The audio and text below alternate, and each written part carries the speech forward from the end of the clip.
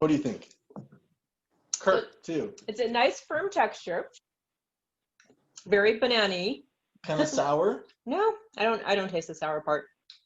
Yeah, it's not as sweet as some of the other bananas I've had, but it's got a really unique and nice flavor to it. Yeah. Kind of a smooth texture, firm a little bit. So I like it. I would buy it. Awesome. What's next? So the next thing it would be lychee. Have anyone tried lychee? Everyone tried the lychee, the fresh lychees? I know you find them in the can, but yeah, they're from Asia.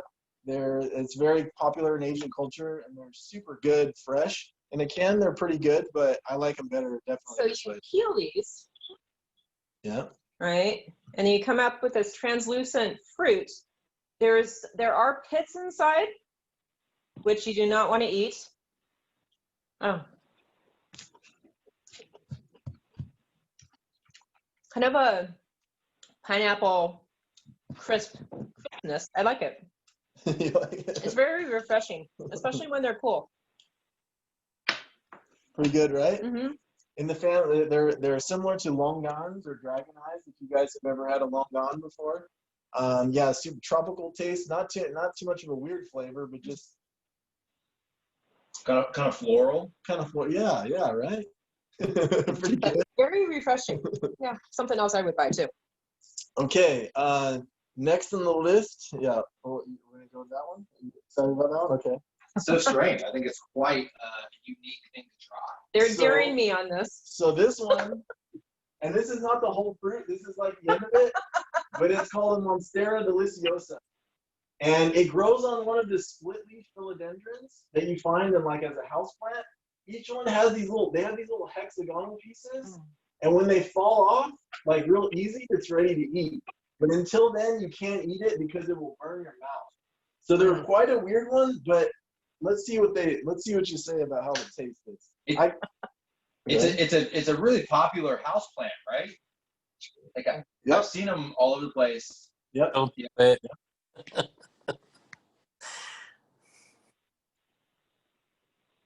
It's like eating cherimoya. It's similar. But would you say more pineapple-y banana kind of taste? It's not as creamy. Yeah. It's like a chewier. It's almost like or even like a pineapple. It's definitely not fibrous. Sometimes like the cherimoya is fibrous. It's a firmer texture, but a similar flavor. Definitely fun to eat. Yeah. Ooh, I'm getting essence of bubblegum. Yeah. Really good, right? I just can't blow the bubbles. I call it a tropical. I call it a tropical corn on the cob. I just like. Be fun for kids to eat. Be fun, right? I like that one. That one's nice. super interesting. So that was the Monsterosa. That was the Monstera deliciosa. Deliciosa. It's also called like the Swiss cheese plant or something. Swiss cheese. Yep. It has the holes in it's a house plant. Ooh, so I'm getting some residual kind of back of the tongue kind of tingles. Yeah. But you can't eat them too early, right? Like you have to eat it when the hexagons are falling off. Yes, you can't eat it too early or else it will burn your mouth. So be careful of that one, just not, trying to get at it too fast. But it's really an interesting one and super fun. You have to grow it outside to get the fruit. You can't get it from indoor plants. So. Do you need to have it in a sunny area? I think I have mine in partial shade. No, shade. They're mainly shade. All shade. All shade. Kind of filtered. They'll fruit in shade. Okay. Yeah, they're really good shade grower, and they grow like a vine, so they'll grow up anything you put it on. So I don't have that one. So this is a Thai guava. It's hard like an apple. It's crunchy. Yeah. So we'll go ahead and have you try that. I want you to try this guava first. Even though it's green. Even though it's green. Crispy. Mm-hmm. A little bit of not so sweet, right? Salty. It's definitely like a spicy kind of like almost like a peppery kind of. Okay, bell pepper. Yeah. Little sour, right? A little sourness to it. Subtle flavor. Subtle flavor, not terribly sweet. I've never had one that's really sweet, but there's some sweeter than that. It's like an Asian pear. Yeah. Very mild in flavor, very hydrating. Yep. Guava taste. Really good in a salad. Right. Yeah, that's with pecans or walnuts. Yeah. With a nice Thank you. crunch to it, yeah. Yeah. Okay, so there's that guava. This is a guava that came from my yard. And this one is a funny story real quick. They kind of tend to get this dark side on the bottom for some reason, but they're still really good. So I bought a Mexican cream guava at Home Depot, and this tree it must have been a seed that was thrown in there, and it sprouted out the bottom, so it's a different variety of the one that I got. You got to volunteer. A volunteer. I don't know exactly where it comes from, what it is, but I really like it. It's really good. I hope this one's good, because sometimes they're kind of hit or miss. You know, sometimes they're Guinea pig. sometimes they're really good, and sometimes it's kind of like, eh. Last one was Asian, right? Asian guava. Asian guava, yeah. So it smells like a typical guava. Thai Thai guava. Mmm. Yeah. Mm. Good one, right? Yeah. And that one just fell off the tree like yesterday. So we're here in January, and you have guavas. It's kind of it's a really cool thing. Nice, firm, soft texture. But if you inhale the same time you eat, though, there's kind of an off scent. It's got a little bit of a guava-y, No, kind of beyond that. It's a little pungent. A little Yeah. pungent, huh? Pungent is a good word. Thanks, Kurt. But I love it. Like I love the Yeah. flavor of it and sweet. Oh So I'm just not going to breathe when I eat this. man. What's Okay. yours? Next, let's go ahead and try a jackfruit. Has anyone tried jackfruit? I meant to get a picture of this, but they're basically a huge spiky ball. And in Asia, they're an Asian fruit. Whenever a lot of people, I think so many people die per year of them falling on their heads. These big, huge, sometimes they can get up to 50, 60-pound fruits. And they have these little pods inside, which they use for the young jackfruit for vegan meats, which is really popular among the vegans. You can toast the seeds up inside and roast them and also eat them too. But the idea of this fruit, they actually got the idea of juicy fruit gum from this fruit. So it's probably the smelliest thing in here. Most pungent and fragrant. This is the yellow jackfruit. So there's some that are orange, there's some that are yellow. The orange ones tend to be a little more, it's Sprouts. Yep. Good call. You can find them at Sprouts. If Zoom could improve one thing, it would be a scratch and sniff Zoom experience. But no, this smells like juicy fruit gum. Yeah. Is it good? Yeah, I like it.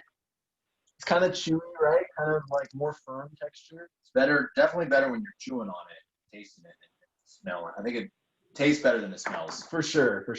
Different. It's not rubbery, but there's a decisive texture to it. Mm-hmm. But I wouldn't call it chewy. It's just it's a firm texture. Yeah, firm texture. Yeah, I got you. But there's a crispness to it too. Mm-hmm. Yeah, these are a little different. Sometimes they're orange and they're more soft, but these are a little more firm and drier. Yummy. Kind of variety. Cool, huh? All right. Let's move on to the next one. So chirimoya. I don't know. I'm not sure how many people in the chat know what chirimoya is. You can hold that up. So as you can see, you can find these at Sprouts too. They look like kind of like a dragon egg, I call them. Kind of a weird fruit. They have they're hard like an avocado, and they get very soft. And there's black seeds inside, which you want to avoid. You don't want to eat them. They can be poisonous to like animals and stuff too. They make insecticide out of it in Asia, all kinds of cool stuff. So I know you guys have probably tried chirimoya before, right? So I use the seeds as a seed spitting contest. My husband and I have there's quite a few seeds in here. So we try to pluck out as many as we can. Okay, sounds good. But hey, you want to keep those seeds. You want to grow those seeds. Exactly. No, That's right. I have a counter full of seeds. But these are also called custard fruit too, no? There's other fruit called custard apple. They're in the Annona family, but they're not the same fruit. Yeah. Good one? Yeah. Oh, this is so awesome. yummy. Awesome. This is so yummy. So And this is so sweet. You probably couldn't eat the whole thing. You could, but it's just very rich in flavor. really sweet, and you'd say custardy, like you said, has that. And would you say it tastes kind of like bubble gum? A little bit? Like the bubble gum, kind of classic bubble gum flavor? I think that it relates. With the little citrus notes. They have different, varieties have different tastes to them. But yeah, this is like one of my favorites for sure. Can we eat the skin? I see. Some of them are more edible than others to eat the skin.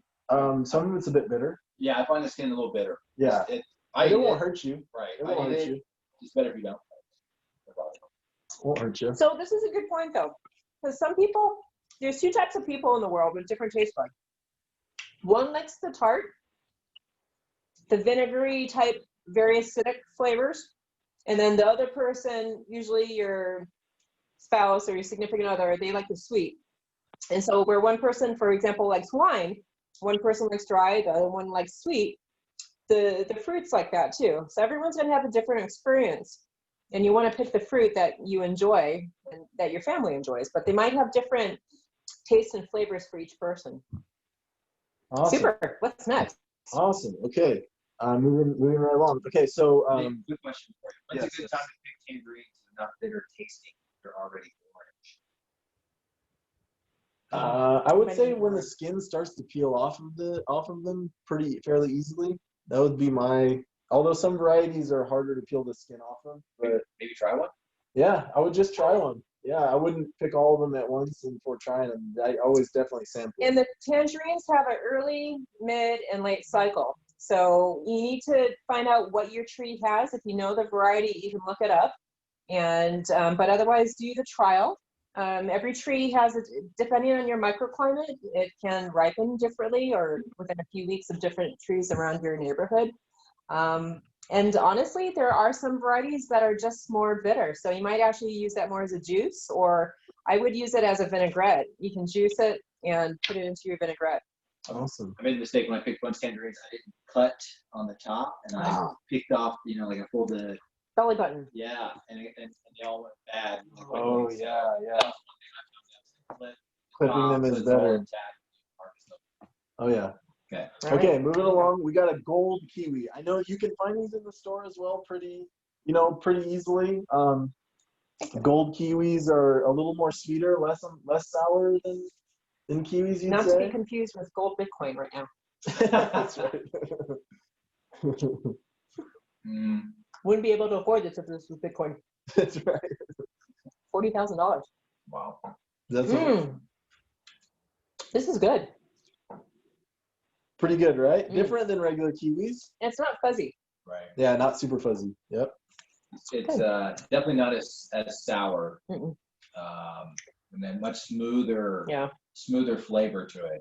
I agree. Kiwis, I've tried growing them, and my vines die, so it's really hard. And it's really hard to find a male. Is really the problem. They need a male for pollination. I've never seen gold kiwis sold as a nursery plant, so that's the only bummer about this one. But it's good. It's an honorable mention. They're trademarked.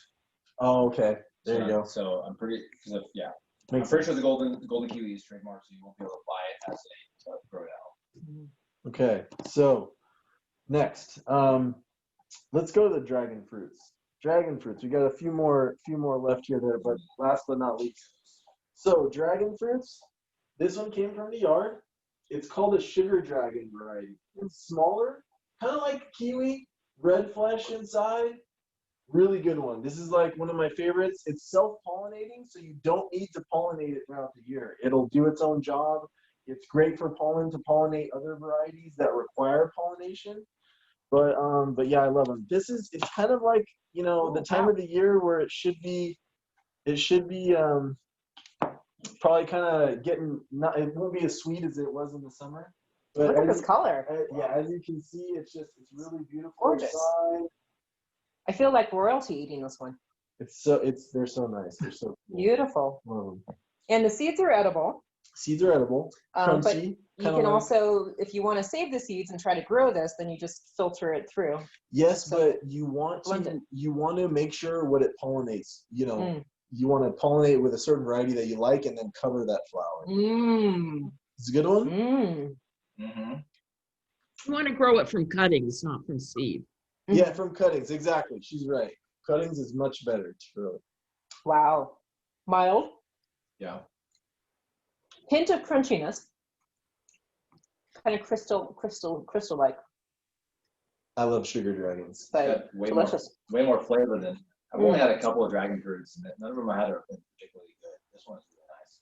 So what's nice about growing these at home is that when you find a variety that you like, it's going to be 10 times, 100 times better than the ones imported from Vietnam usually.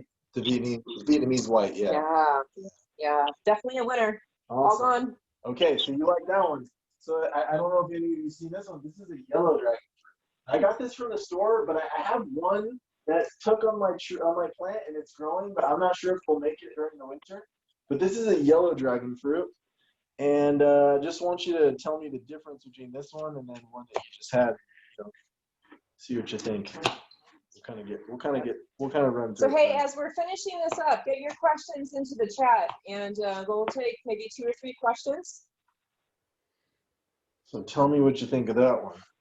Do you know what Cold War cherimoya that was, or is it store bought? Store bought. So look at this. It peels off nicely. Yep, peels very Wow. easily. It's got its own protective casing.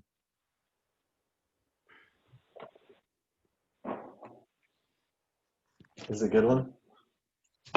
Mildly sweet. Mildly It sweet. seems like there's more seeds in this one though. Mm, A little bigger too, but mildly sweet. this It's guy, getting sweeter. yeah. It's like It's a probably because you guys have good tried all watermelon. the sweet stuff already. good watermelon-ish. Like this. Yeah, I would buy this. Yeah? definitely a complex Your flavor kids- to it. Your kids would like it. More, I feel like those are more like, It's like eating a popsicle. yeah. And maybe at the bottom it gets sweeter toward the middle for sure. Mm. I didn't see any spine on this one too. They do have spines, but you have to brush them off. So they do that in the Mildly commercial. processed. These were from Ecuador. Mm. I do have this variety though. It's called a Polora. Well, so Okay. I see you have one left. One left fruit to taste. One left. This is last but not least is the Chico Zapote. So the Chico Zapote is called the chicle fruit. You can make bubble gum out of the sap. That's what they originally made them. They have like a latex on the outside, and they're just a very unique fruit. There's all different kinds of zapotes.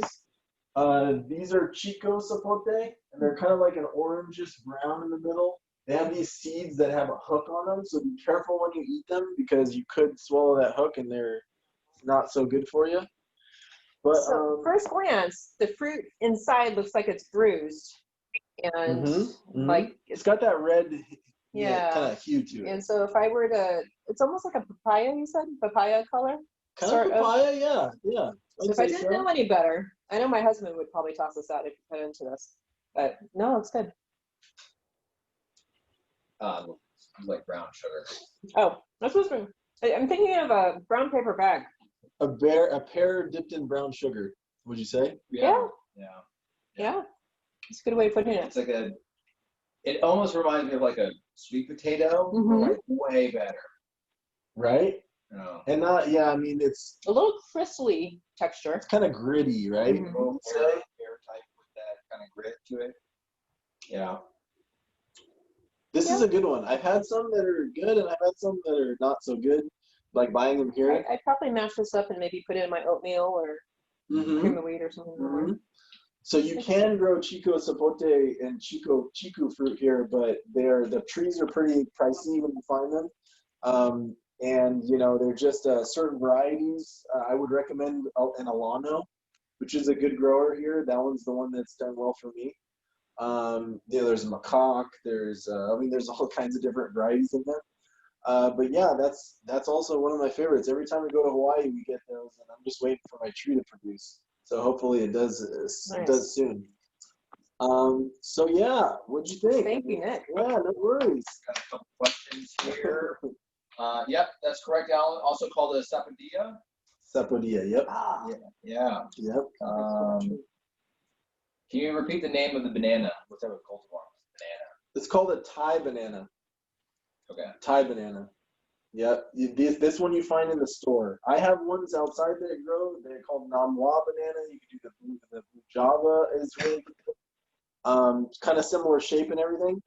But these bananas take a really long time to ripen, and they're only ripe when they look like they're almost bad. Like they literally, you wouldn't really want to eat these bananas. They'd be all soft and mushy. But in this case, they're really firm, super hard bananas.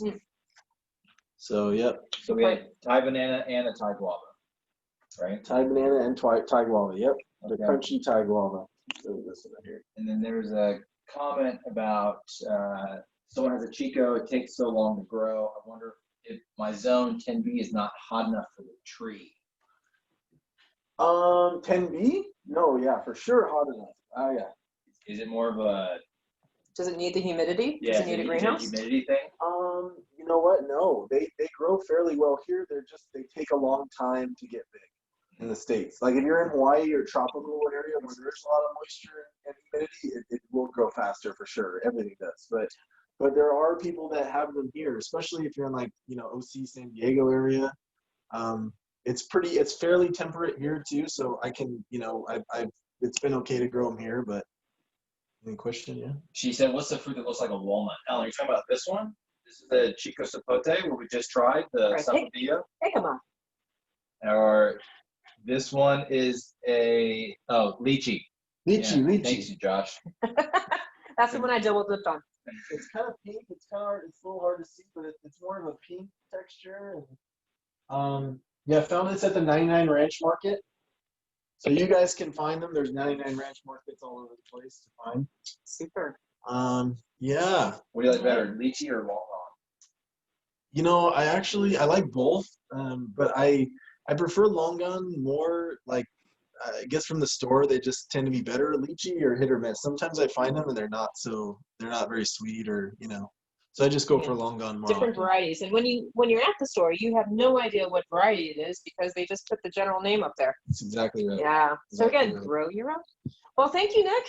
Thank you. Thank you for my dinner. I appreciate it. Or dessert, rather. We got some extra stuff to try. We wish you guys were here to try it too. Hopefully, when we start up again at some point in time, we can definitely share some of this, fruits with you guys too. Super. Where are you at? I'm in Upland. Oh, Yeah, you're not that far, Dr. Lee. You come by. I didn't know where you are meeting tonight. Oh yeah, we're in Upland. I should have told you. You would have came, huh? I would have come. So That's hey, okay. jump into some announcements right now. If any of our guests want to take a time out, go use the bathroom, you're more than welcome to. We're actually going to be holding chapter elections. Were there nominations? Okay. So I'm going to challenge all of our audience right now. Our members, this is for our chapter, our Inland Empire California Rare Fruit Grower chapter. We have annual elections and we are electing the entire board and some directors at large. So if you'd like to step up and become part of the board for this year, we're looking for a lot of good ideas, energy, and just to keep moving this chapter forward. So if you want to self-nominate, go ahead and scroll down and do a private chat over to Christine Lampe. Lampe. Lampe. And she's part of our nomination committee. Right here. Super. And then while we're taking nominations, our first announcement is that we're actually having our annual Scion Exchange next Saturday. So save the date for January 16th. And it's going to be at the Masonic Lodge in Riverside. And the address is listed on your agenda, but it's 6785 Palm Avenue. It's between Magnolia and Central Avenue.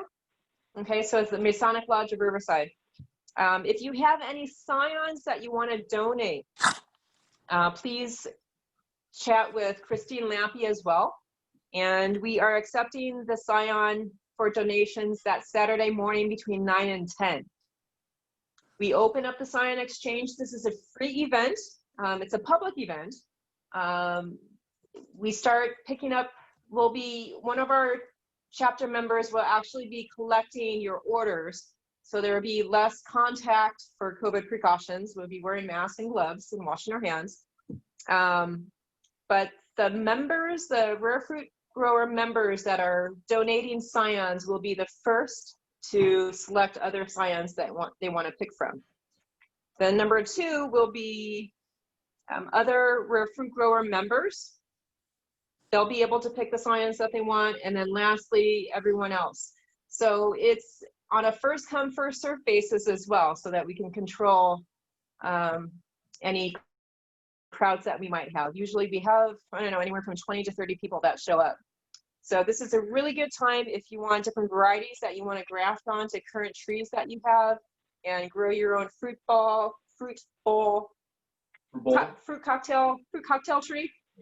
This is a good time to do it. And if you say later on tonight, that is what our scion grafting video will be about. Okay. Next month's meeting is Thursday, February 4th, and we're having Brian Levine on, and he's going to be talking about growing Southern California tropicals, right? Subtropicals? Awesome. Okay, so come back and join us. He's going to talk about all kinds of, things to grow in California. Nice. And he's a California rare fruit grower, right? Up in Northern California? So he's got the knowledge. Yes. Awesome. This weekend, we're having an orchard work committee on Saturday. So from 9 a.m. until 1 p.m., I invite you to come out, work out in our gardens at the Jurupa Mountain Cultural Center, JDMC, or Jurupa Discovery Mountain Center. That's the park, I'm going to say park, that has the big dinosaurs off the 60 and pyrite in Jurupa Valley. So we need to meet at the gate 9 a.m. sharp because it's locked right now. It's not open up to the public. So we need to get in at 9 and then we leave at 1. Okay, so bring something to drink, bring your hat, bring your gloves, bring your own clippers, bring your sanitizing solution, and learn how to do irrigation. We're learning how to do pest control over there, both in the ground and on the trees. And then For your bags to pick some citrus. so we pay you in fruit. We pay you in vitamin C right now. There's citrus, there's pomelos, there's grapefruit, there's navel oranges, there's like 3 or 4 different Mandarins. Yes. Oh, and they're sweet, sweet, sweet, sweet. I took home 5 pounds and I gave them out to my friends and coworkers, and so good. And then the following Sunday, I'm meeting with Christine and a small handful of people, and we'll actually be doing scion collecting with some of our orchard trees, the stone fruit trees. On the 10th. On the 10th. Mm-hmm. All right. Point number 4. Can I have a show of hands from our current members? We're going to go forward because of all the COVID restrictions that we have, and we're not meeting in person. We can't collect cash or do timely. So we're going to be adopting, shocker, wait, a debit card.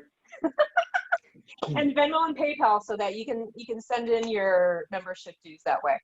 So can I have a show of hands, all in favor of using this crazy digital technology thing so that we can get into the 21st century? All right, I don't see any. There's no one not with their hand up. So Balthasar, I mean, No one's got to switch to gallery view and count. Yeah, everyone has a hands up, thumbs up. Okay. Go. Is there anyone by verbal unmute that declines the use of Venmo, PayPal, debit card? Now, this is also going to help promote plant sales too. So when we have our plant spring and fall plant sale, you'll be able to not bring cash and you can just slide and take all these plants home with you. So we're trying to make it as convenient as possible for you. Technology. Quick question, Lisa. KV Flyer asked if non-members can participate in the scion. Yes, non-members can definitely come out. We want to see you. This is a public event, and this is how we share our abundance with public and get them more interested in growing rare fruit. You'll be able to ask any questions that you might have, so definitely come out. So, but you'll be a third priority. So come out between like, 10 and 1. Okay. Now we're closing the gates at 1 o'clock, and no one's going to be around. So if you show up at 1:01, you're going to be skunked. So come out by 12:30? Make sure to be 12:45. early. Yeah. And if you have scions, what do they do if they have scions? If you're donating scions, try to come out at 9 so that we can add them to the inventory list so that people can write them on their wish list. And label them, what kind of variety that they are. They're early, mid, late season. You can look up different scion collecting guidelines at californiararefruitgrowers.org. Cool. Yeah. Awesome. All right. Yay! All right. The next item on our chapter business list before we get to elections, do we have any nominations coming in for elections yet? Christine?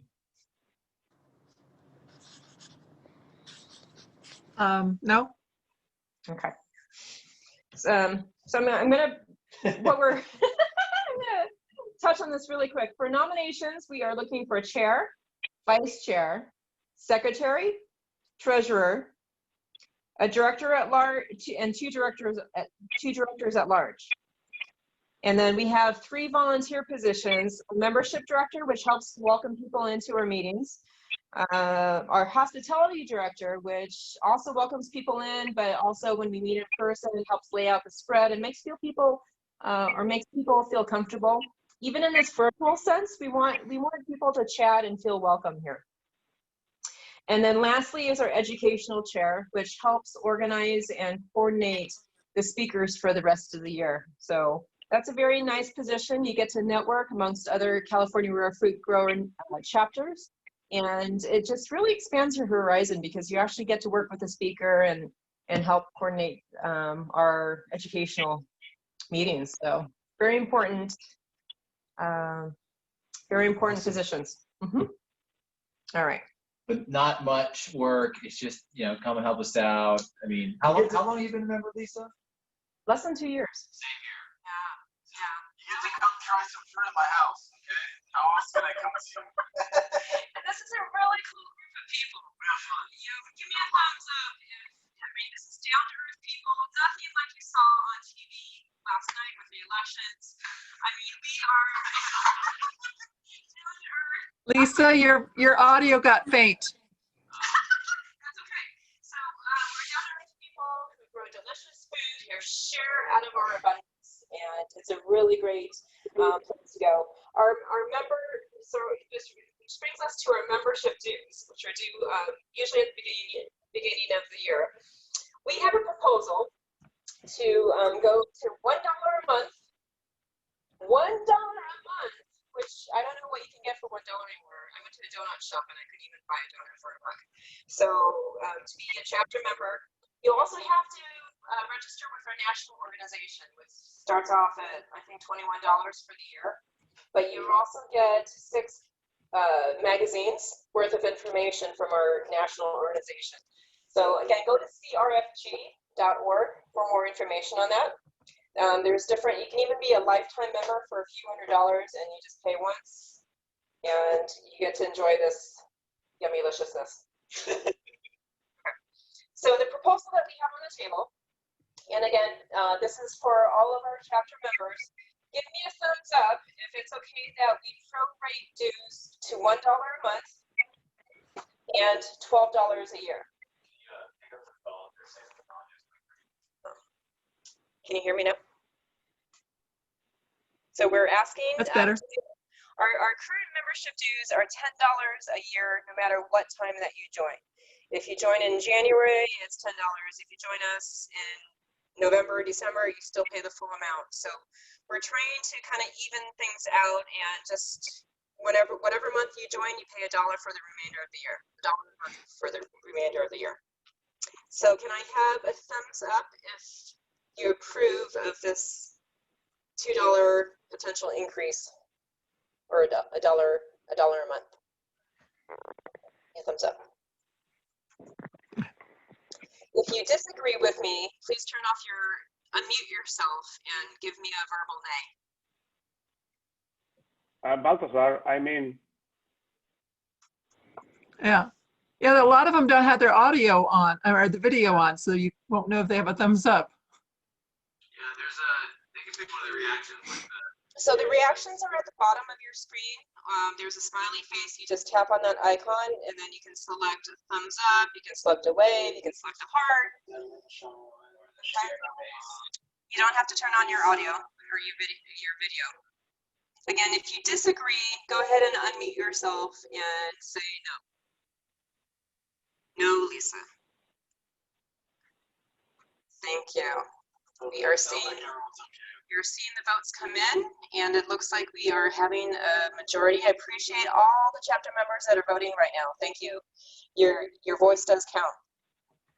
So with that, the proposal does pass. I'm gonna use my The gavel. the gavel guava. The fruit gavel. Yes, gotta use what's available here. All right, so those are the major announcements. Next, we're moving on to our nominations. So, Christine, you're part of the nomination committee as well as Dr. Lee and Larry Dodson. Can you guys go ahead and cover this then? And you can also ask for introductions so that we can introduce people that are running.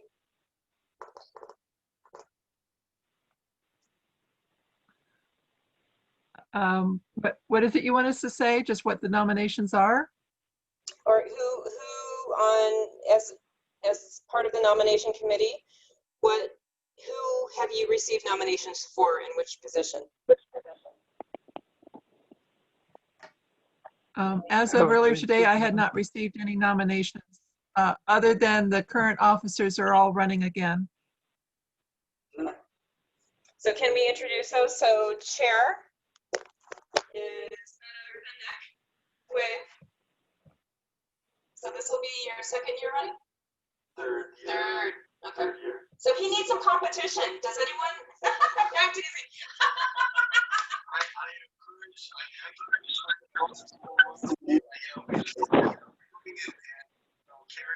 Carry on the good things that some of our predecessors have started.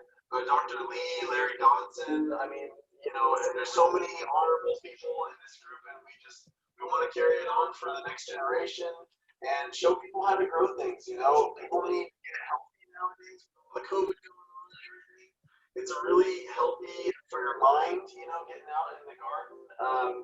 It's also helpful just for your body, getting all the good nutrients. So I appreciate being your chair, and I would love to do it again. If it's something that someone else really wants to take over and run with, I'm also willing to give up the gavel and do something else. So I'm here for you guys. I'll keep doing what I'm doing. You just let me know, and I appreciate everything.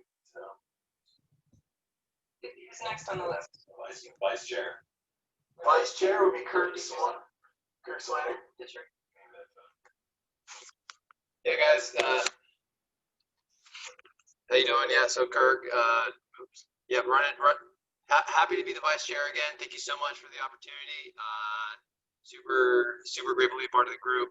Learned so much in a short amount of time, and looking forward to learning some more. So all the new folks, just come around, check it, give it a shot. Come out to the orchard, give it a go. It's really not that difficult. Last year at the silent exchange, I got a bunch of stuff, and now I have one pear tree that's got 7 different varieties on it. I've got 2 apple trees that have maybe 12 varieties on there. So I've got not a very big yard, only about 7,000 square feet. And right now I've got 30 trees in the ground and plan to get some more. So I've got a lot of the material I've got Very good. free through the group, and it's been wonderful. So in a couple of years, a year or two, that hopefully the yard will be pumping, and every day I walk outside and get some fresh fruit. So thanks again, and welcome everyone else. Awesome. Secretary. Oh, so I'm gonna jump back in. The video's back on. So my name is Lisa Wright. I am your current secretary, and I'm actually running for treasurer this year. So we need to replace my position as secretary. Oh, the video. Oh. I am truly coordinated. I just need a little direction. No, so I am outgoing secretary, and I'm running for treasurer. So it's nice to have detail oriented. I help prepare the agenda as secretary and send that out to our membership. And I also work with the treasurer to organize reports to our national organization throughout the year. And then as treasurer, I would work with the secretary to help coordinate our membership dues and active memberships, both with national as well as chapter. Collect your dues as treasurer, your $12 a year, hint, hint. And yeah, that's what I'm gonna do as treasurer for you. And this would be my second year coming in as far as the rare fruit growers, and these guys rock. Okay, and then we're doing 2 directors at large. This is a 2-year period. So we have a total of 6, and we have 2 of those positions updating this year. So our current nominations are Charlotte Lark. Charlotte, are you in the house? You can unmute yourself and say hi. As well as Larry Dodson, which he is a current director at large, and he's going to be running for another 2-year term.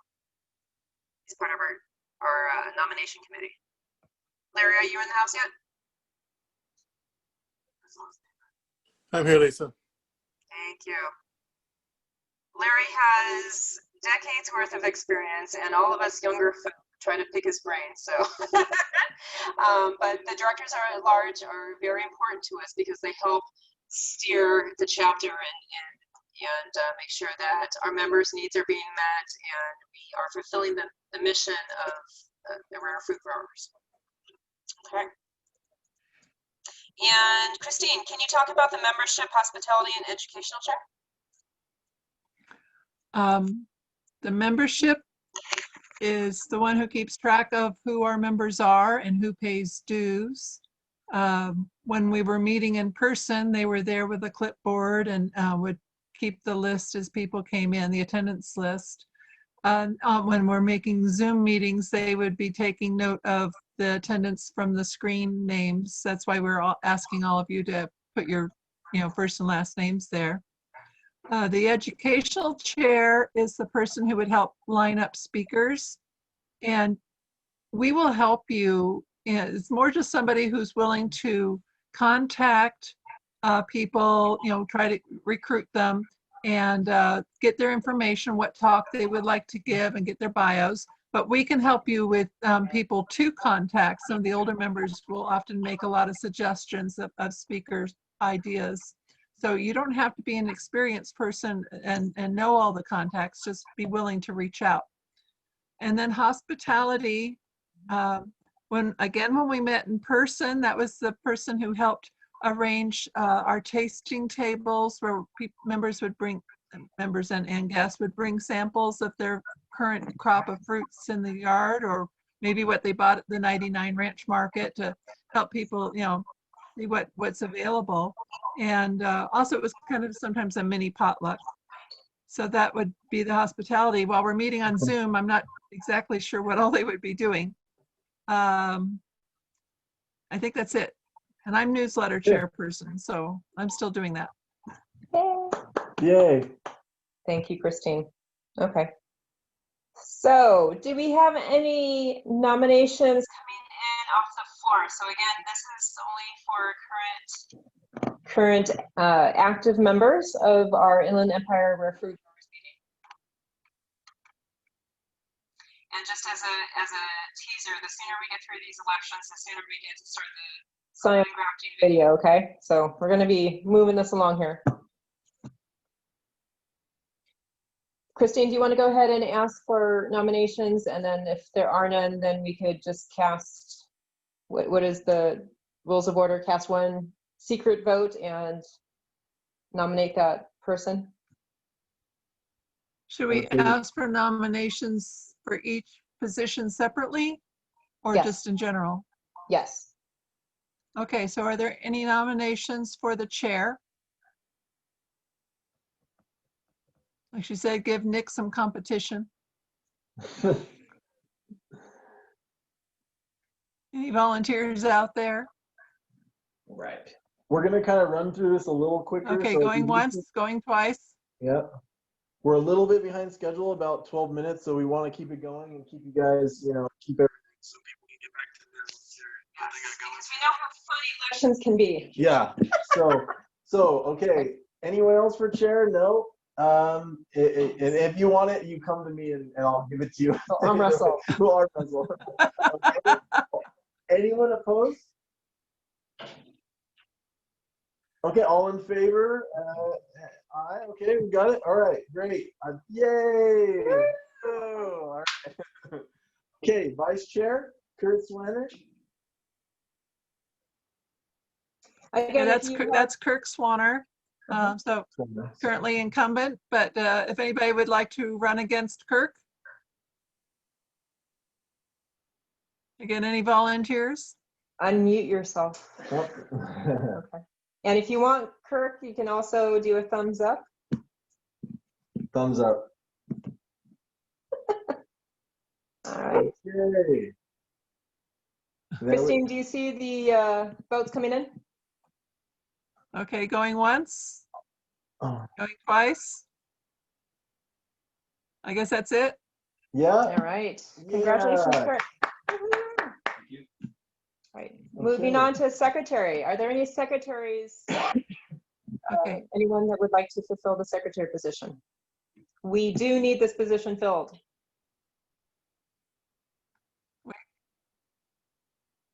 Lisa can't do both. Even though she's been assisting Charlotte, who's out of state now. And by our bylaws, officers cannot hold more than one position.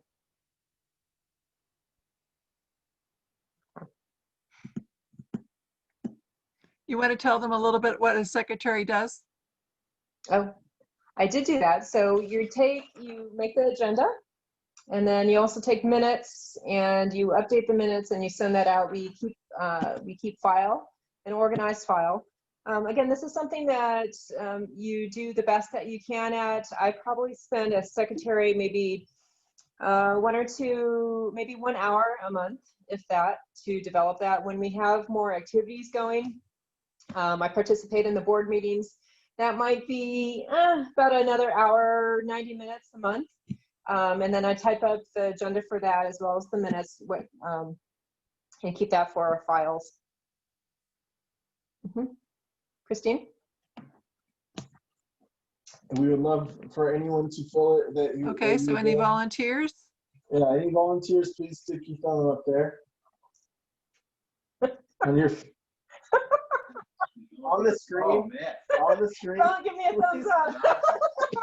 That's not that sounded so bad, no. Oh my god. You know, all our current officers are all running again, and we've all been doing this. It'd be great to get some fresh blood in here to help us. Looks really good on resumes, extracurricular activities, and let me tell you, it's just all the knowledge that seeps out from being around the leadership too. It's just, it's priceless. You can't get any education like this at school. All right. Okay. We'll keep that open, and if anyone would like to volunteer in the near future, please reach out to contact any of the board members. Next, Christine. Okay, next is treasurer, which is Lisa Wright. But if anybody would like to, she's willing to run again, but if anybody would like to give her some competition. This would be my first time running, actually, for treasurer. Yeah, thumbs up. Thumbs up. All right. Yay, Lisa. Thank you, my peeps. Okay. Come out to the orchard this weekend. I'll give you fruit. There you go. Okay, next. Yeah, large. So the directors at large, we have Charlotte Lark and Larry Dodson are running for the 2 that are available. Is there anyone else who would like to run for director at large? Which that position has no direct duties like an officer other than just coming to the board meetings and helping vote and give your input on issues and help guide our club.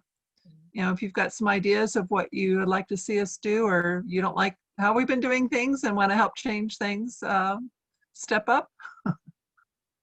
And what's nice about being virtual is that you can be in South County, down in Temecula. You can be out in Palm Springs, Riverside County, Inland Empire is still out there. And we are doing these virtual meetings, so you don't have to drive 90 minutes or an hour to get to a meeting. So Exactly. this is where we're adjusting, and we are using technology for the greater good. And even if we start meeting again in person, we were talking about having, the Zoom aspect of it during the regular meeting. Yep. Okay, all in favor of Charlotte and Larry? Aye. Thumbs up. Aye. All right. Congratulations. Thank you so much. All right, Awesome. hang in there, our guests. We are almost ready to start that video. And then we have membership director, Christine. Are there any nominations that came in for membership director? Not that I see, and I've been checking my email periodically too, so I don't see anything. All right. So would anybody like to run for the membership director? Again, that doesn't involve a lot of time. It's more just kind of keeping track of who's at, keeping an attendance list mostly. So if you're coming to meetings anyway, or coming to the Zoom meetings, it's just a little extra time while you're doing that.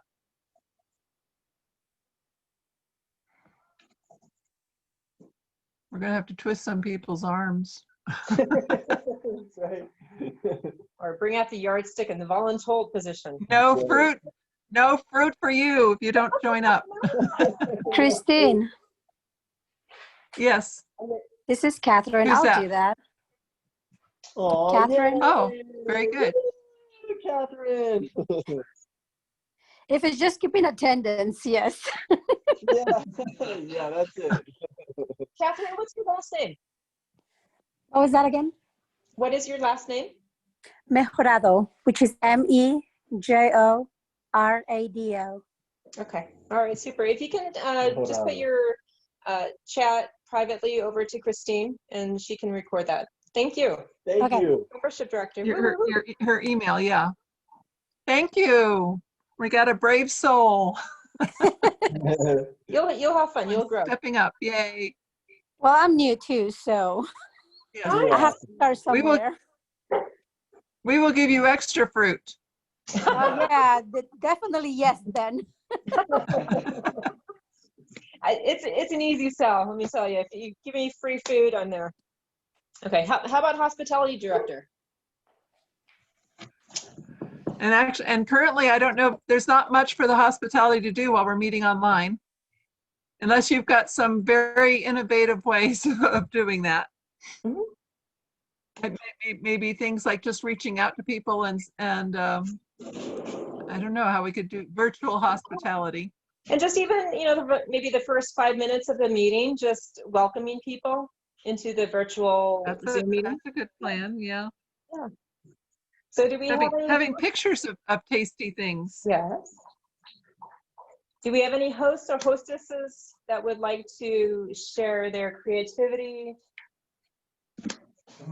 their welcomingness?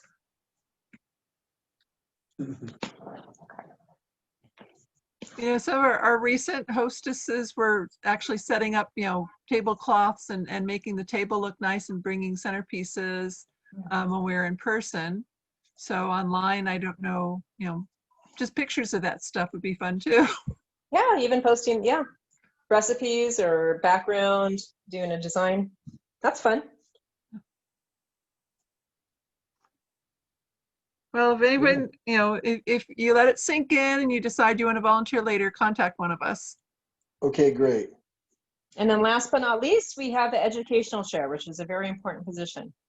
Go ahead. So this is where you would have a chance to contact, really, interesting people and try to, get them to come be speakers with us. And then now that we're on a Zoom platform, we can recruit speakers from anywhere in the world, actually, so we can contact some of these experts And if you have a particular interest you want to learn more about, you'll be the one who's lining up these speakers. So if you want to learn more about figs or learn more about loquats, you could try to get more of those kind of speakers lined up. We have a question. When will the membership director position start? It's starting now with 2021 with this after this meeting. Next meeting. What? I don't know anyone. February. No, February. membership director. We'll give you the information. I'll Oh, okay, contact thank Yeah, you. membership. This is Super cruisy, super easy. Yeah. but I'll contact you afterwards, Catherine, and we'll fill you in.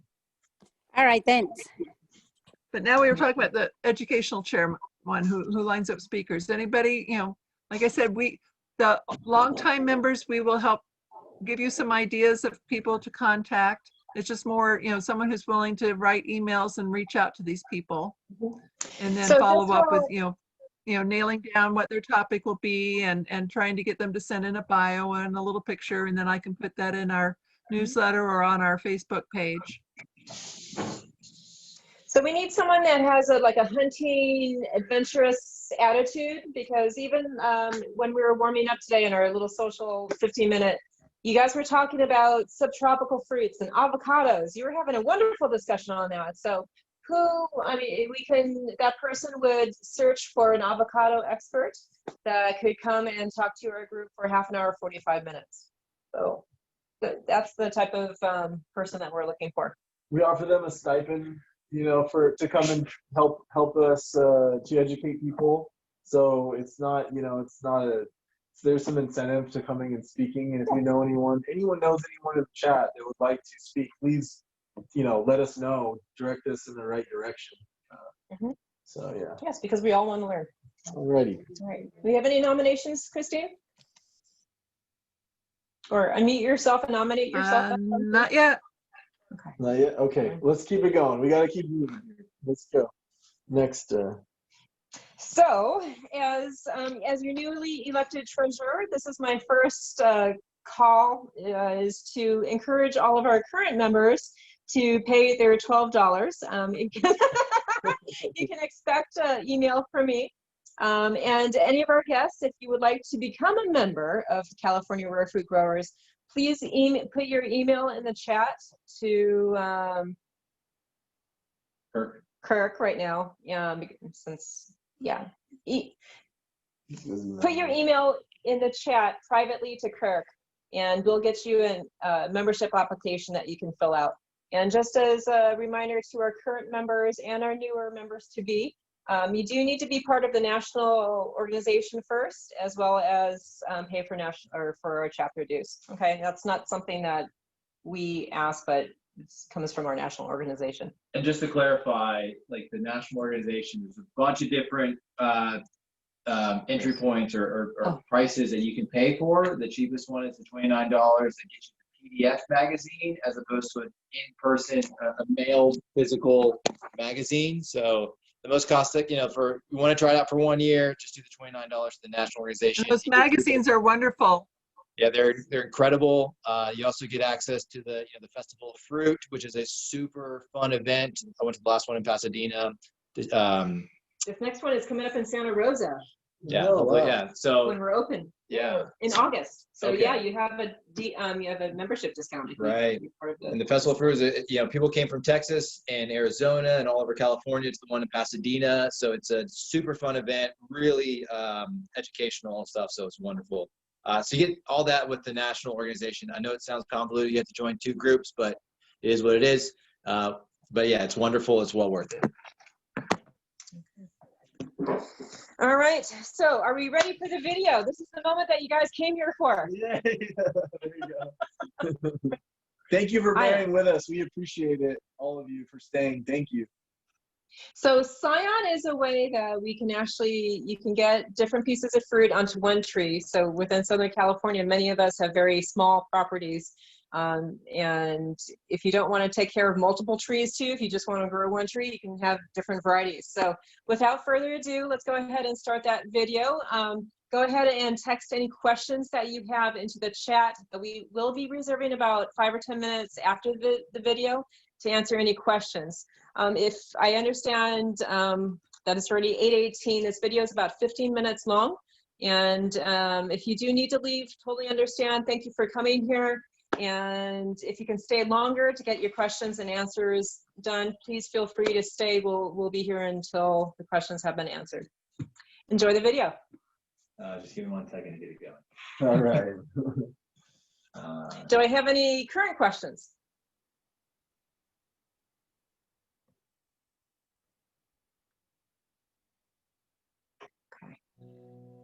All right. So enjoy your New Year. All the different grafting techniques that can be used, choosing the right one for each job can be a challenge.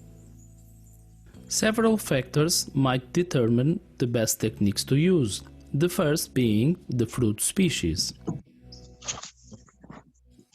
We can't really say that grafting techniques are fruit species dependent. Nevertheless, some grafting techniques will have a greater success rate on some fruit species than others. Time of year is one of the most important limiting factors when deciding which grafting technique to use. With some techniques, the plants can be dormant, while with others the sap must be flowing, so the bark lifts freely, like when tea budding. So, the season and the time of year will also limit the range of techniques that can be used. Rootstocks and available scions can have different diameters, so you might have to choose a different technique depending on what you have to work with. All these limiting factors will determine the best grafting techniques to choose when grafting our fruit trees in the home orchard. Another common grafting situation will result from the need to change the variety on an established tree. The tree might already have a few years, and one of the best techniques to do the job is bark grafting. With this technique, you can completely remove the old variety and benefit from the established root system. This technique can be used with almost any type of fruit tree with good results. The best time of the year to do it is when the tree is leaving dormancy, usually early spring in most areas. The new variety will grow quickly and will usually start producing fruits in 2 or 3 years due to the stronger rootstock. It's usually best to leave only one of the grafts. 2 branches that grow from the same point will compete with each other and the tree will be more difficult to shape correctly. With compatible species, you can not only change the fruit variety, but also the fruit type. Here, an almond tree was grafted with a couple of peach varieties.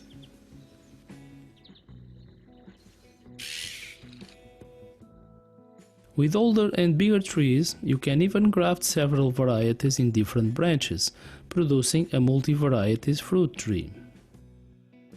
This technique allows the use of normal-sized scions, and several can be placed around a large diameter branch.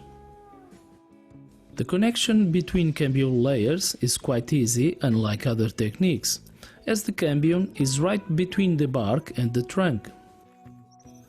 Leaving a branch from the original tree is important to allow sap flow while the grafts are developing. Supporting the new branches is also a good idea to avoid wind breakage. The following year, the new grafts will need pruning, and some might need to be removed, choosing the best placed ones.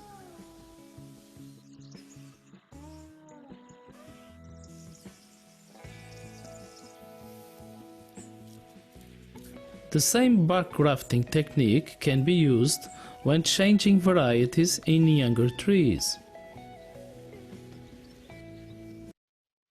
If you work in a team, you've got to try Monday.com. Go to Monday.com and manage all your team's work.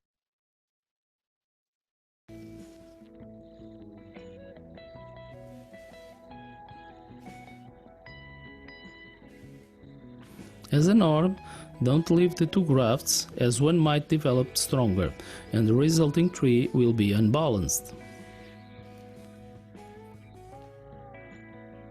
Nevertheless, when grafting two different varieties to the same rootstock, you can try it though, as it may work in some cases.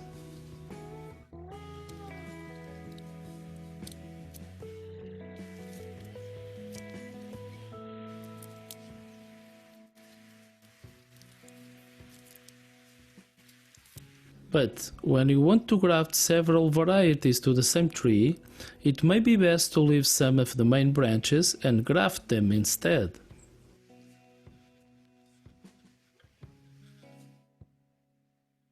If you want to graft 1-year-old branches, the bark grafting technique won't work in these smaller diameter branches, so whip and tongue or cleft graft are the best option.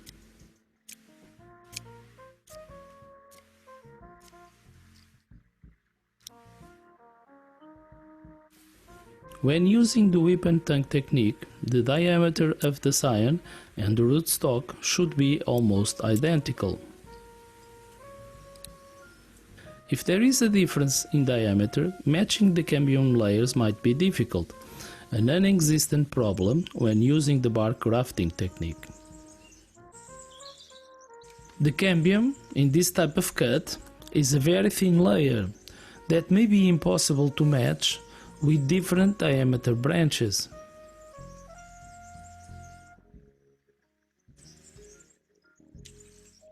If this happens in your grafting situation, pull the scion to one side, or better yet, skew it so the cambium layers cross at some point.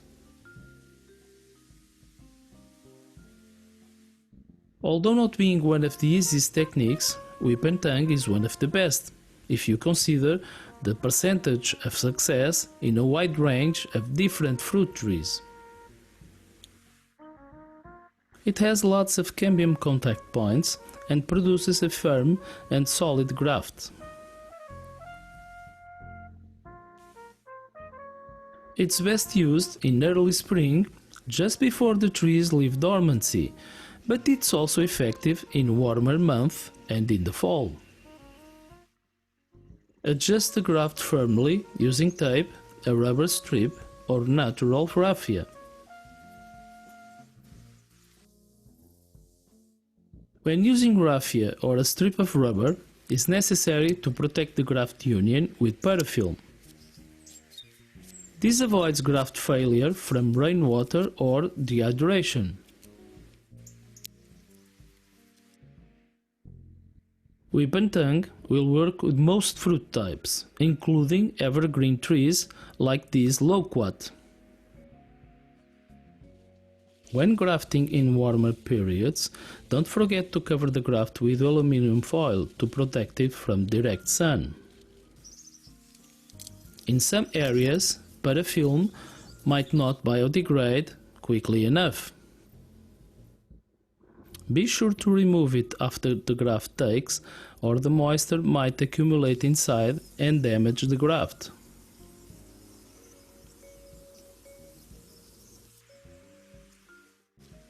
When trying to graft branches of different diameters, I always use the modified cleft graft.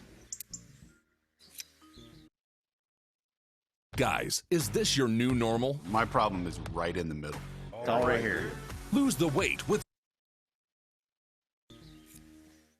This grafting technique has a much higher success rate than the normal cleft, and it produces a much cleaner graft union. Making the cut near the edge of the rootstock, it's much easier to achieve a good cambium contact, particularly near the base of the scion.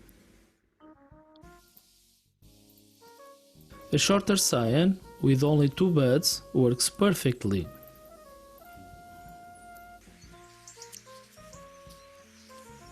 Covering the graft and the scion with parafilm will produce very high percentages of successful grafts.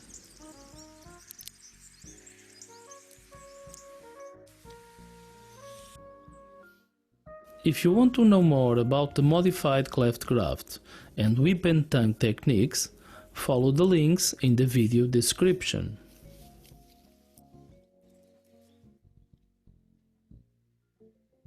When grafting young rootstocks, the cleft graft is still one of the easiest techniques to use for the beginner. When using this grafting technique, be sure to use rootstocks and scions of the same diameter. The rootstock and the scions should both be in dormancy.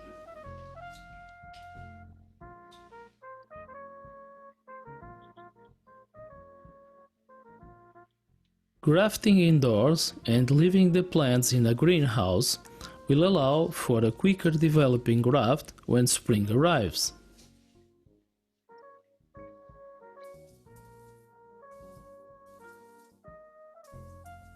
If you only have available scions that are very thin, use the lateral graft technique instead.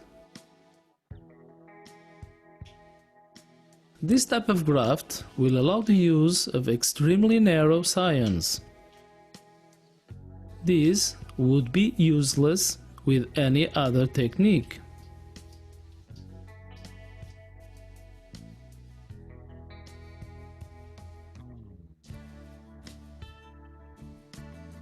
Beware that this technique will produce an extremely narrow angle with the rootstock. So, the upper part of the branch is cut as soon as the graft takes to avoid it.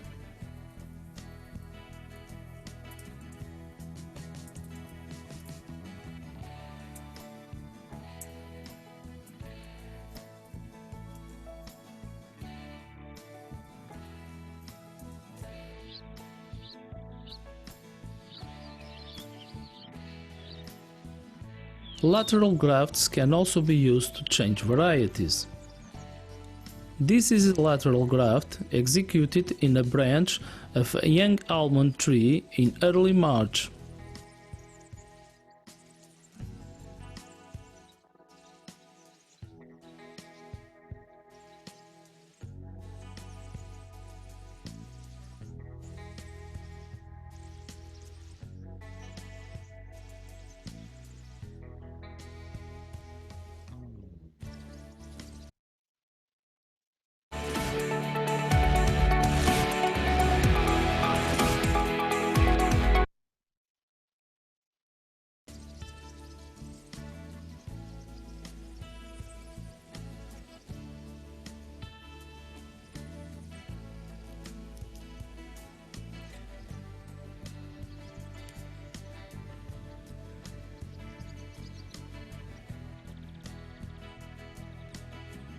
In the summer, the graft is fully developed.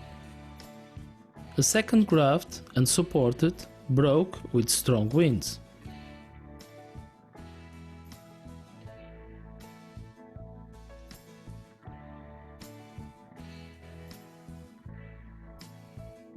The same graft 1 year later.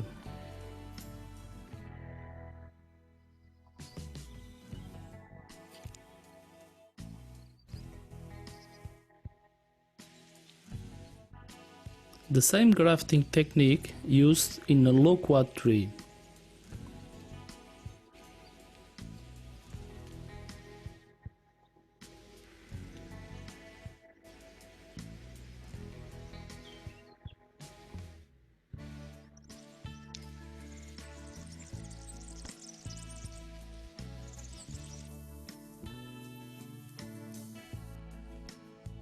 Don't forget to keep removing growing buds from the old variety, or these will compete with the new graft.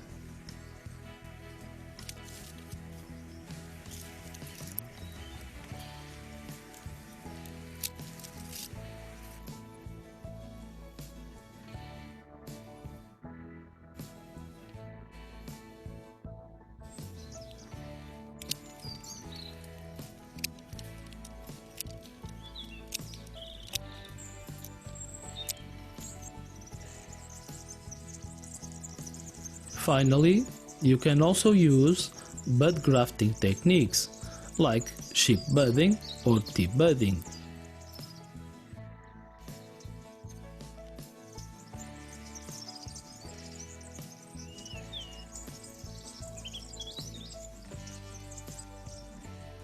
This can be used in the spring, in the fall, and in the other seasons, as long as the sap is flowing.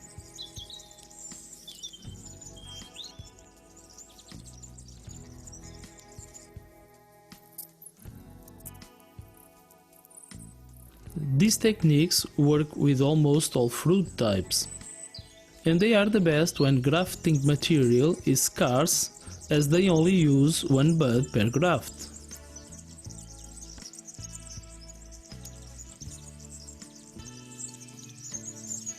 In the channel, I have several videos with lots of information and detail about bud grafting. Be sure to check them out if you want to know more. Thanks for watching.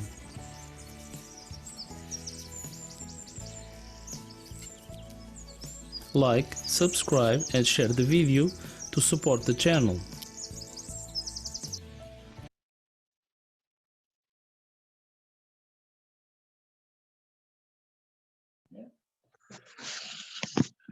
Okay, so not sure if many of you seen that video, those videos. That guy is great. Just to touch a little bit on what he talked about. So really, it's just about practicing. You know, you're not going to get it right exactly the first time. I know there's a lot of you that know about grafting and air layering and different things, but really it just takes practice. Try it out. Sometimes you're successful, sometimes you're not. A lot of varieties, like for instance, guava has about a 50% or less take rate on guava grafting. You know, cherry moya has like a 70%, right? It just all depends. Certain things you want to graft, certain things you want to air layer, certain things are okay to grow from seed. But for the most part, to get the genetics of the plant that you want, you really want to do a graft or an air layer. So just kind of, you know, there's cleft grafting, there's bud grafting, there's you know. So Nick, if you're gonna start grafting, what's the bare minimum you need to get started? You'll need the easiest way to do it. You can buy a fancy grafting knife like on Amazon or something like that, but really a simple way to do it is with an X-Acto knife, razor blade, that you can trade the blades out, because you want it to stay sharp. That's one of the keys and the tricks that a lot of the people that are doing it for a long time tell me, is that you have to have a very sharp knife. So you want that. So you want that. You also want what's called parafilm. It's a wax tape that they used that he was using to stretch around the plants. Where can you get it from? Amazon is really the best place to get it, I think. Online somewhere. I don't know of too many nurseries that have it anymore, but I think yeah. I saw Citrus Growers in downtown Riverside too. Okay, so maybe some of your local nurseries might have it, but your local shops. To make it easy, you know. You have to have a seedling that has the similar diameter to the scion you're grafting onto it. But there are other methods that were like bud grafting, certain things that you don't necessarily have to have the same diameter. What else is it? You want to graft on as far as you know, cuttings that you get. You don't want them to be too old, right? The cuttings. You have to do it fairly quickly. Storing the cuttings. You want to wrap it in paper towel, a wet paper towel, put it in a plastic bag, and store it in the fridge. So especially like your stone fruits and all that would be, you want to do, you know, this coming up in time. You can do those right now. Some of the tropicals, they tend to take better in spring. So like you know, avocados do a bit better. I know you can do it now, but avocados do a little bit better in spring. You know, any of the tropical trees that don't require like a chill, right? What else is there? Anything I'm missing? So we might, even though we're doing our scion exchange next Saturday, is more for the stone fruit, right? The peaches, the pears, right. The apples, grapevines, pomegranates, anything with the leaves that have deciduous have dropped. Yeah. And then mulberries. Mulberries. Mulberries, yeah. Yum. So, and then there's different chapters of California rare fruit growers that are doing scion exchanges. So you can do a search around the area, and if you're willing to drive there, if they mail it, that's also options. Oh yeah. We also, we will trade cuttings between us. Like if you want to be part of the board, wink, wink. We share with each other, and we try to grow a lot of seedlings so that they're ready in spring or during this time to graft onto. You want to have them about the width of a pencil or the diameter of a pencil. That's really the best time they're going to take. So when you graft, you have to point it in the right direction. So you have to know which way is up and which way is down. So I know that the Foothill chapter, they're doing the bottom is flat and the top is angled. Are we doing the same here? Yes. Or is it opposite, Christine? Nick is telling me If yes. it's opposite, what? So the way you indicate which was bottom and which one's the top is that when you harvest your scions, the top further away from the middle of the trunk, from the trunk, is slanted, is angled, and then the bottom cut is perpendicular, squared off. Can we do that? Is that top is slanted and the bottom is just cut like straight across. So this way you know which way to graft onto. Right. Yeah. So you want to put the bottom at the bottom and point it out in the same direction. So you don't have like a Frankenstein tree, Stretches to the sun correctly. Certain things are a little better to graft in air layer, like I mentioned. Like pomegranates are really good to do more of a grow from cutting. They're really easily grown from cutting. But yeah, as far as the grafting is concerned, it just takes practice. You're not going to get it completely right on the first time. I mean, even as much as I've tried it, I don't think I'm perfect at it. I've had some success. I have some not so much success. But what I've found out is that the sharper the knife, the better. If you're using a dull knife, you can hurt yourself. You want to be careful. Always point it away from you, but having a sharp knife is really the key to grafting successfully. And then when you use the parafilm, cover the entire graft. Yes, cover the entire stem all the way up. Yep. Okay. There's a question here. What was the paste used on the bark grafting technique?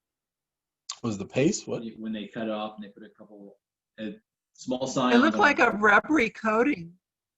Yeah, I would probably just look on the internet. I'm not sure what that stuff is, but it's a tree wound. It's a tree wound salve. It's like they have it's sometimes that can be good. It depends on the climate. I think they do it more back east because I don't know exactly the moisture conditions or whatnot.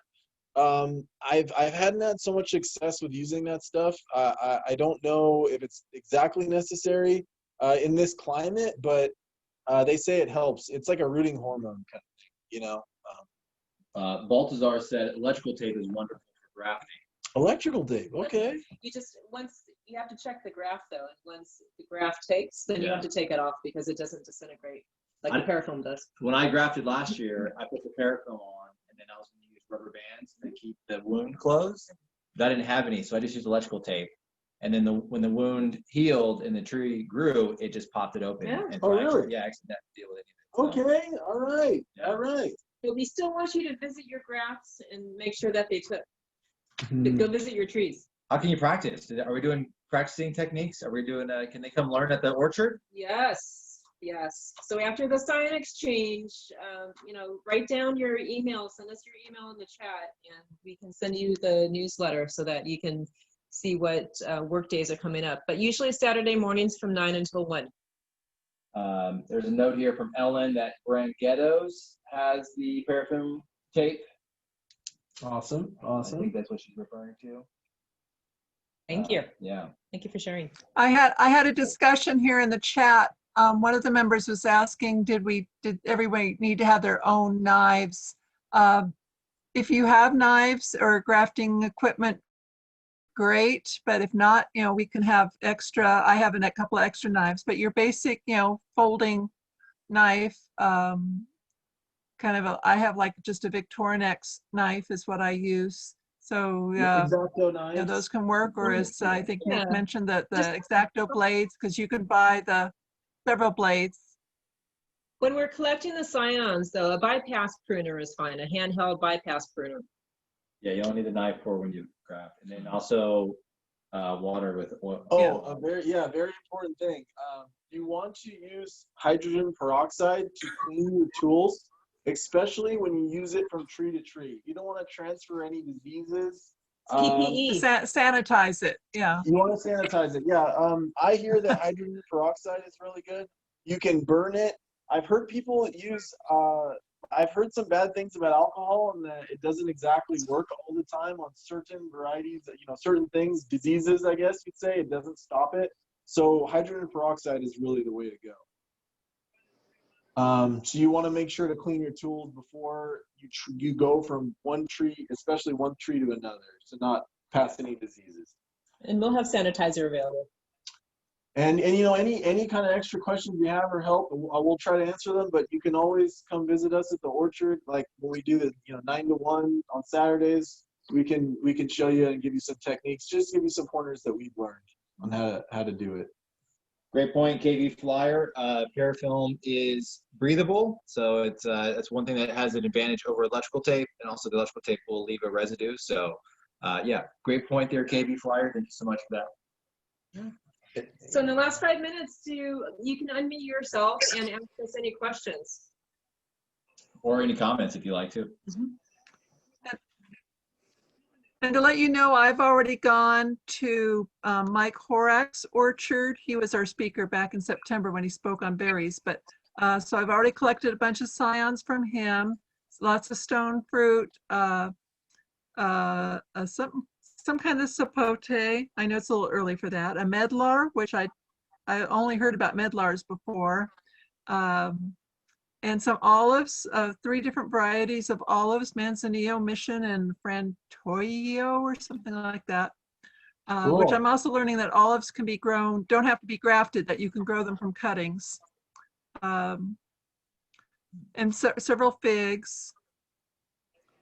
So I'll have those, and I'm trying to arrange to go to another orchard, which this guy has lots of figs, as well as lots of pomegranates and pistachios, as well as stone fruit. Awesome. Awesome. Wonderful. Thanks, Christine. Okay, before we bid adieu, is there any other questions you guys may have for us? The elections or anything you might have? I kind of have a question about deciding on what you should collect for scion wood. Like what do you look for? Oh, the 1-year-old wood, maybe. Yeah, 1-year-old wood. Pencil thick. Oh, go ahead, Christine. I was saying like pencil thick wood. So 1-year-old wood that's about pencil thick, like with Lisa holding up the pencil, yeah. Okay. So you'll differentiate the 1-year-old wood with older wood when it's still green. It doesn't have actual bark on it. Okay. Does that make sense? Yeah. Great question. And then how long should it be? Ooh, and so where the buds are at, you want to have at least 2 to 3 buds. Maybe if you're collecting the scion though, and you're going to store it, maybe have 4 to 5 buds. And then when you do go to graft it, you might cut it down to 2 or 3. Great question. Yeah. And also just make when I'm collecting them, I cut them to fit inside a gallon Ziploc bag. So you need to cut them so they'll fit the bag. And then later, if people get scions, you'll probably be able to cut them into 2 or 3 sections to make different grafts. Yeah. And make sure it's a variety that you like to eat. I mean, if it's something that if there's some seedling things that no one else has, it might be just something you got in your yard. And if you really love it, bring it. Okay. And yeah, if you don't know the variety, but if you know you like the fruit, maybe describe the fruit and when it's ripe and just tell us a little bit about it, but you don't know the variety. Like we were talking earlier, the gentleman didn't know the avocados he's got. Okay. Sounds good. I did have one more question about citrus. Can you graft citrus? Is that one that you can graft? So the thing about citrus is there's something called the HLB virus and Okay. it's called Asian citrus psyllid. So it's actually not you're not allowed to transfer cuttings or citrus material anywhere throughout Southern California because it's possible to spread this virus and disease, and it's called a citrus greening disease. So basically, you got to cut your tree down if you get it, and we're trying to really minimize the spread of it.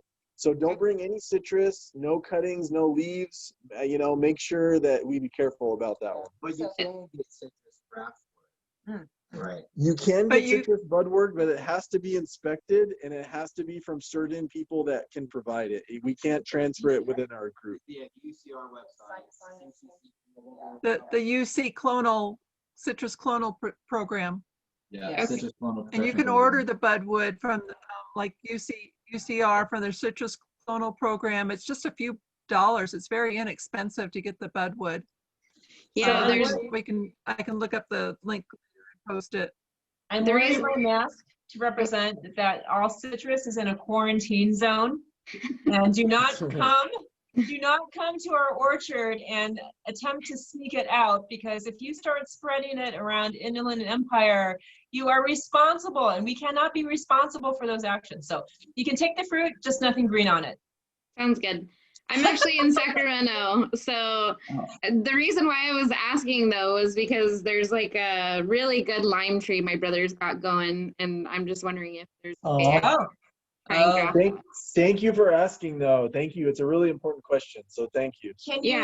But you can get the fruit and plant the seeds. Yeah. It might not be the same quality, but you can still get, seeds and grow things from that. Some seeds are kind of hard when you plant them. Like if you plant an apple seed, it's going to be, it's not going to be the genetics of the apple that you got it from. There's certain seeds, like guava seeds are okay to plant. Usually about 90% genetics you'll keep. But for the most part, citrus, apples, you'll end up getting a rootstock variety that's not very tasty 99% of the time. Avocados are not great to grow from seed. They're great to grow from seed and then graft onto them. So also check out your local chapter. There's a chapter of the Sacramento. Chapter of what? Okay, will do. Yeah. She's in Sacramento. Oh, yes. Oh, you're in Sacramento. Okay, Yeah. cool. A treasure chest up there. Check out your In Santa Rosa? Yeah. So there's someone up there growing some citrus. Oh, yeah. Okay. They're very active. Cool. Thank you guys. Hi, I want to ask. Sorry, can I ask a question about figs? I have a. Can you hear me? Yes. Yep. Yes. I have a very sturdy Adriatic fig tree, about 3 years old, in my house. It's very sturdy and has several fruits. And every time you open the fruits, they are kind of dry. And about 20 feet away, I have a very prolific Violet de Bordeaux that's producing very good fruits. So I assume that my Adriatic is actually a male. I'm just assuming it from my amateur, exactly. because it's such a very healthy tree. So my question is that, can I keep this very robust tree and graft onto it? Yes, ma'am. Yes, you can. Yes, you can. So if I do so, eventually they want to cut off all the limbs and then put new grafts on it. Yeah, it depends on how thick it is. You probably want to cut it down fairly short and graft onto the inside within the cambium layer. And the thing about figs is, it was probably a seedling that had popped up, and it's not a variety that's known. It's like a seedling, so you get what you get. But they're really strong rootstocks. So if you do successfully graft onto it, you'll have a great variety. Or multiple. You can do multiple varieties. So now it's rainy season. Do I want to what is my general game plan? Do I want to prune my tree now, or do I want to start collecting grafts from different people? And then what season should I start, grafting onto this tree, Do you want to treat them? You know what? Right now is okay to do it and try. Where are you located? What city?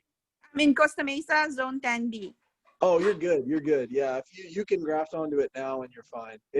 Like if you were in Sacramento, I'd say probably to wait a little when it warms up a little more to try to do that. but you're fine cutting it down and trying it now.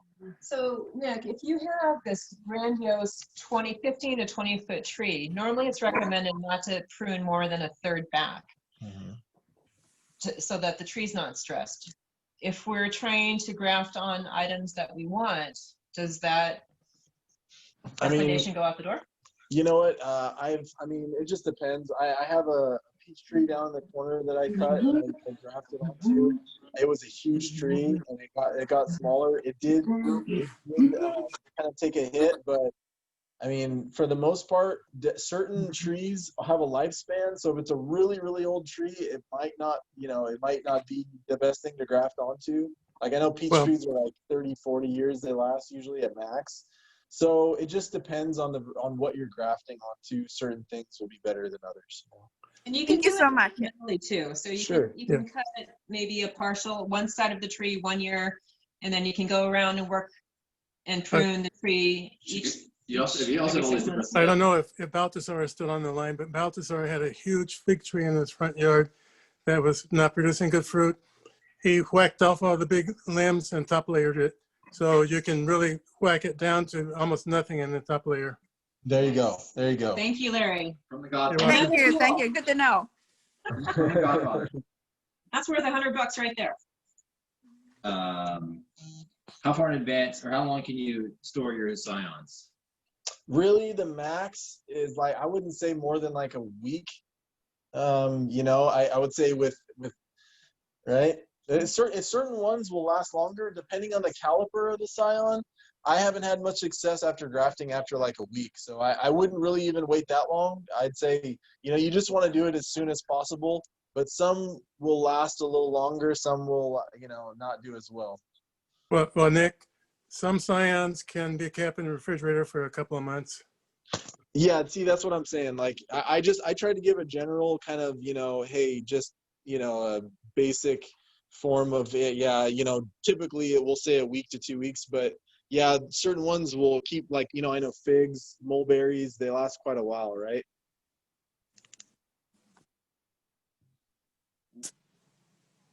Which ones should you, which ones go bad quicker? How about that? Which ones can you keep for longer, I guess? Well, I know apples and peaches, nectarines, you can keep those for several weeks, a couple of months. As long as they're in your fridge and refrigerated. This isn't the idea to.